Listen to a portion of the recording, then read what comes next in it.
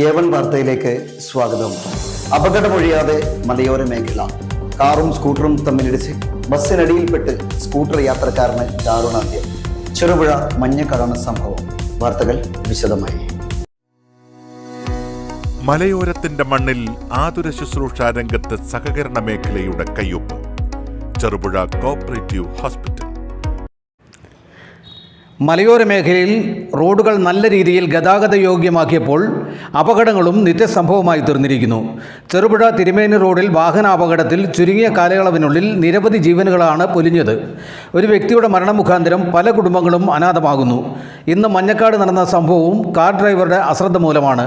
ജലജീവൻ വർക്കിൽ ഏർപ്പെട്ട തൊഴിലാളി മറ്റെന്തോ ആവശ്യത്തിനായി ബൈക്കുമായി ചെറുപുഴ ഭാഗത്തേക്ക് വരുമ്പോൾ കാർ ഡ്രൈവർ പോക്കറ്റ് റോഡിൽ നിന്നും അശ്രദ്ധമായി റോഡിലേക്ക് കയറുകയും ബൈക്ക് യാത്രക്കാരനെ ഇടിച്ചിടുകയുമാണ് ഉണ്ടായത്. തിരുമേനി ഭാഗത്തേക്ക് പോവുകയായിരുന്ന ബസ്സിൻ്റെ അടിയിലേക്കാണ് ഇയാളെ ഇടിച്ചു വീഴ്ത്തിയത്. ഇയാൾ പറമ്പ സ്വദേശി സലീം എന്നറിയപ്പെടുന്ന മാത്യു എന്ന വ്യക്തിയാണ്. മരണമടഞ്ഞ വ്യക്തിക്ക് ഭാര്യയും 2 മക്കളുമാണുള്ളത്.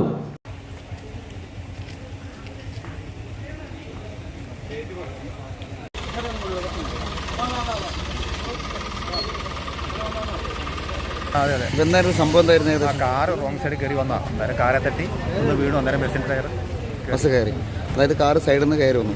അപ്പം നേരെ പോകുന്ന ബസ്സിന് അവർ തട്ടിയിട്ട് നേരെ ബസ്സിൻ്റെ അടിയിലോട്ട് പോകും അല്ലേ? ബസ്സുകാരെ പറ്റുമല്ല. നേരെ കാർ അവിടെ നിങ്ങൾ റോങ് വരുന്നുണ്ടായി. ആ വീട്ടിൻ്റെ അടുത്ത് നിങ്ങൾ തിരിച്ചിട്ട് ചെയ്യാം അങ്ങോട്ട് പോകുന്നുണ്ടായി. നേരെ സ്കൂട്ടിയിലെ കൂടെ കടന്നു വരുന്നു. സ്കൂട്ടി തട്ടി ഇതിൻ്റെ ഉള്ളിലേക്ക് വീണു. കാറ് തട്ടി സ്കൂട്ടി നേരെ ബസ്സിൻ്റെ അടിയിലോട്ട് വരും.